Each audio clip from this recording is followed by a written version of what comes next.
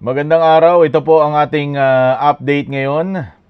Mas lalo pang uminit ang tensyon sa Senado matapos magsumite sina dating Senate President Tito Soto III, Senator Ping Lacson, Senator Kiko Pangilinan, Senator Risa Ontiveros at Senator Bam Aquino ng isang resolusyon na humihimo kay Senator Ronald Bato de la Rosa na voluntarily na humarap sa mga otoridad kaugnay ng kinakaharap nitong usapin sa ICC.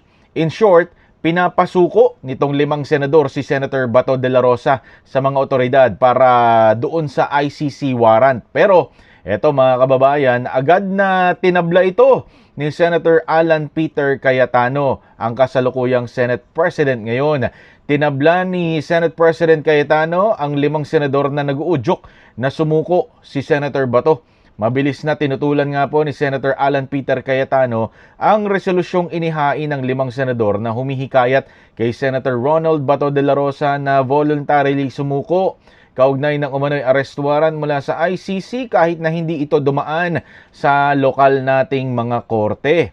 Sa pahayag nga po ni Senate President Cayetano sa mga mamamahayag, iginiit niya na dapat munang ma-exhaust o magamit lahat ni Senator Bato de la Rosa ang lahat ng legal remedies bago itulak ang kanyang pagsuko.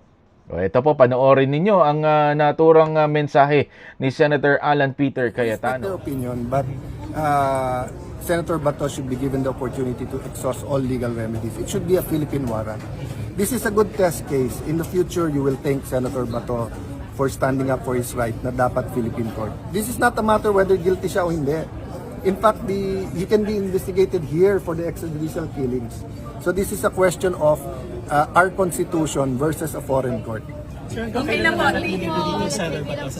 Until he has exhausted all legal measures and the Philippine courts tells him that he has to be arrested. Ayan po mga kababayan, napanood niyo po ang sinabi ni Senator Alan Peter Cayetano. At may isa pang issue dahil nagsalita rin si former Senate President Tito Soto. Nagbabala siya na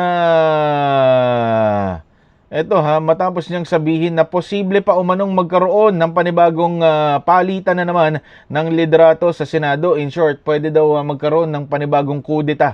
O pwedeng makudeta itong si Senate President Alan Peter Cayetano sa gitna ng umiinit na tensyon kasunod nga po ng leadership change diyan sa Senate. Sa isang panayam, inamin ni Soto na hindi na bago sa Senado ang mga biglaang pagbabago ng liderato at kahit siya mismo nakaranas daw po ng ilang beses na sa loob ng kanyang mahabang panahon sa Senate ng mga ganitong leadership change. Nang tanungin kung posible bang mabilis na mapapalitan ang leadership ng Senate, diretsahang sinabi ni Soto na posible ito depende sa mga susunod na mangyayari. Ano kaya yung susunod na mangyayari dyan? Ang tanong ngayon, yan kaya yung dahilan kung bakit hindi pa ipinapadala yung articles of impeachment o tinatransmit yung articles of impeachment sa Senado mula sa House of Representatives. Yan yung inaantabayanan ng mga tao kahapon kung maitatransmit na ba yung articles of impeachment sa Senate. Walang nangyaring ganun.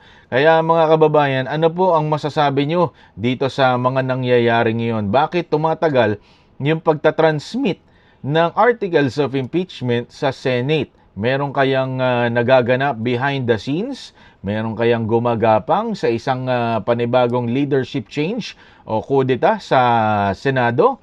Mga kababayan, mag-comment po kayo dyan sa ating comment section. Ano ang inyong palagay? Ano ang inyong opinion? At yan po ang ating daily update ngayon.